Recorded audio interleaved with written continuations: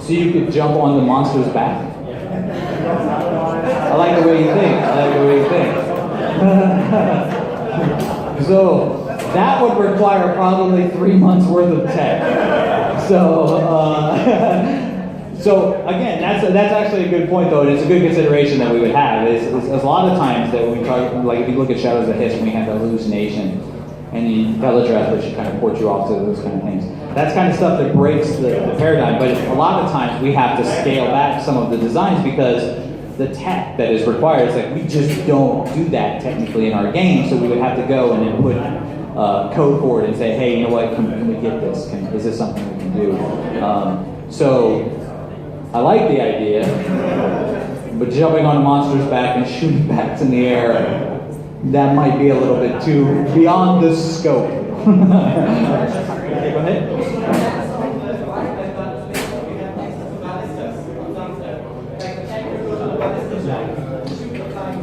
That's a good, and I believe that, yeah, that was kind of like one of the things I first said is, and that's a good idea, is that if it has perhaps, let's say, as it's flying around, a damage shield.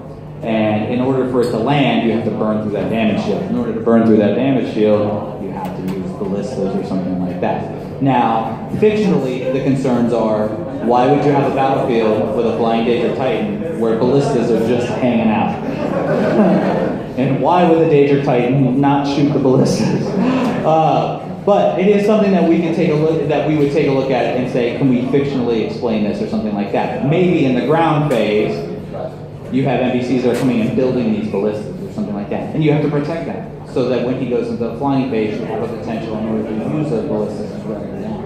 So that's very much, that would be a very concern. Like, we have to explain, that gives you an example of how we have to explain things fictionally during the fight, what's going on, and then messaging so that players know, oh, these guys are building ballistas, which will allow me to shoot this thing down, so I need to protect them and stuff like that.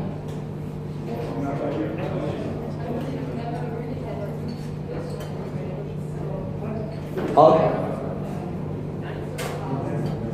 Yeah.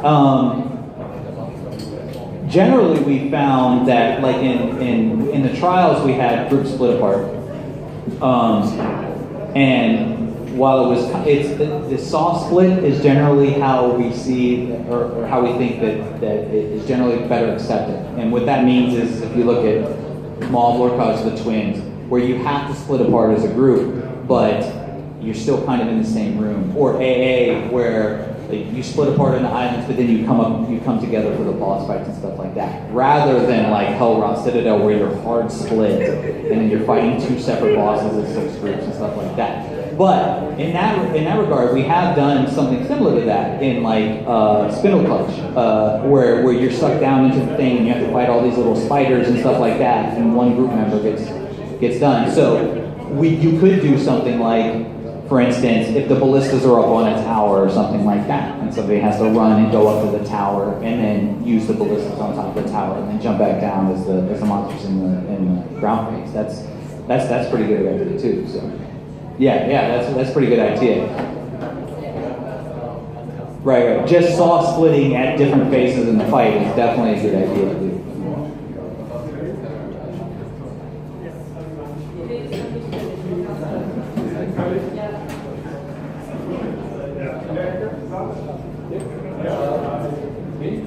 How about an ability that you would charge, a unique temporary ability that you would charge by a soul trap?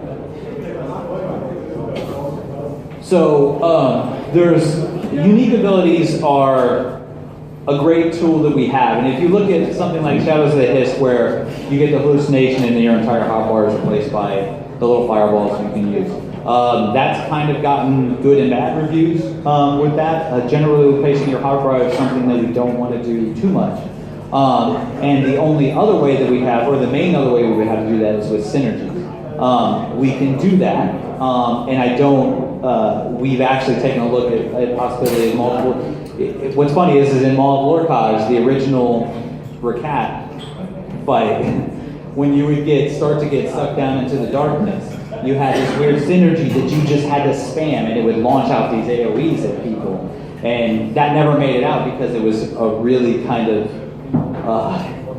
it was almost a funny mechanic and counter to Rich didn't like it. So it was this thing where you're just spamming your button and like it was hitting your people in your group and stuff like that. So we have to be careful with how synergy is used, because another thing is like players drop so many synergies that it's more of a problem in trials than it is, for instance, in dungeons, because group dungeons don't have quite as many synergies as trials do. But it's not a bad idea to take a look and say, okay, I'm going to move over here, use this synergy or something like that. Again, there's the fictional conceit that you would have to do is like, well, why is this little well of energy here?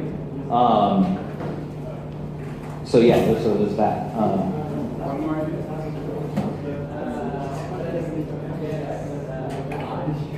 Letting the players fly. Remember what I said? It was 3 months of tech time. You're talking 6 months of tech time now. So letting the players fly while isn't. I mean, I would love to do that. I would love to send players in the air and make them fly. But again, that's one of those things that we have to take a look at and say, I mean, just how does that do that? What governs the things? And the tech request for that, I imagine, would be pretty crazy in order to get that kind of request. And I think for this mechanic, we'll probably do in the flying phase, we'll go with the one where you climb a tower and you interact with a ballista that's being built while it's in the ground phase. Okay? So right now we have a boss that has, the Danger Titan has a ground phase, where you're going to fight him as a tank, and then he has a flying phase, and somebody is going to need to climb a tower and interact with ballista in order to shoot. And actually, let's do multiple towers. So multiple people have to go up, interact with the ballistas. You guys are planning the next dungeon, by the way. I mean, this is like great. You're recording this, right? So that I can yeah, okay, sweet. I'm gonna laugh if this comes out. Everybody's like, what? That was the Gamescom dungeon. Oh yeah, that's exactly what happened. So, yeah, right. That's great. It's good. All right. So let's talk about the ground phase. What's happening in the ground phase, and how are players engaged in this? Nobody.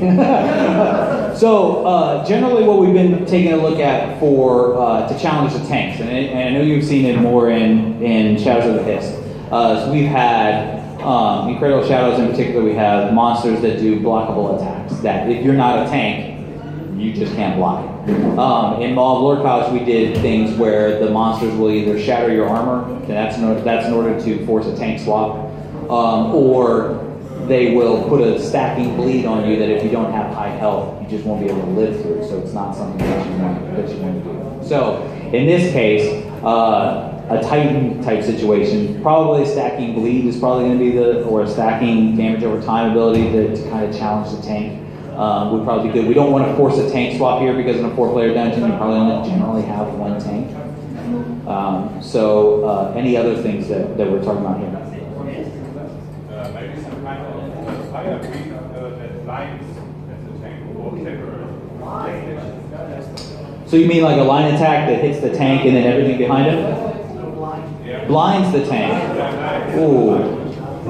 So blind is one of those weird things in our game that we had, I know, originally, and we pretty much stripped out every ability that does it. And it's generally because blind is not messaged very well in our game, other than to say all of a sudden you're missing. And it's really like kind of a weird thing. It's not a terrible idea. What we generally like to take a look at for tank mechanics is something that forces the tank to consider where he is and where he's placing the mob, so that he knows, like, a lot of times, like in other games or even in our game, you'll want to face the monster away because he's going to do an AoE that's going to hit everybody if he's not facing him and stuff like that. Even generally taking a look and saying, the monster takes more damage if it's in this power well that's over here, so the tank would want to move him over there or something like that. Those are generally kind of like what we take a look at, what we want the tank to do. We want the tank to not just stand there and block, we want him to actively think about where he wants to move the monsters within the dungeon. And something that arbitrarily kind of like debuffs a tank might be a hindrance to the group that they don't have any real defense against. So, and blind is really one of those things that's really hardly mentioned in our game, or message.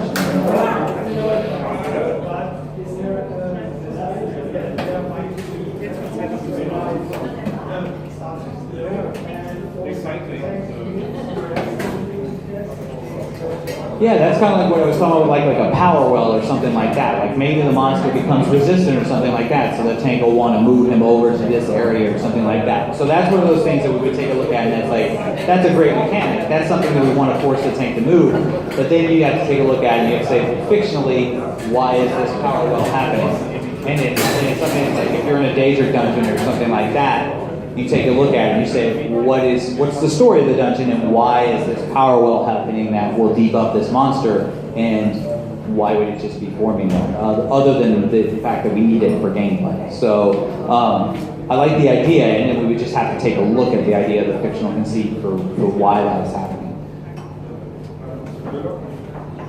No. All right, next. So, yeah, I'm just going to annoy you. I've seen this mechanic in Imperial City before. There's this glass here. Yeah. It takes you off and it's twice the easy. Yes. So how about having the tank having to face certain directions, and then, well, the monster is eventually going to try to eat it, so somebody else to take over from it. And I have to damage the wall through a shield or a certain thing to free their tank, or like. Yeah, I think we've used that in a couple dungeons where you have, I think even Wayrest Sewers Veteran, where the one target will randomly kind of get stunned and you have to go do something in order to free that person or something like that. So that's not a bad idea, is that gets everybody focusing. So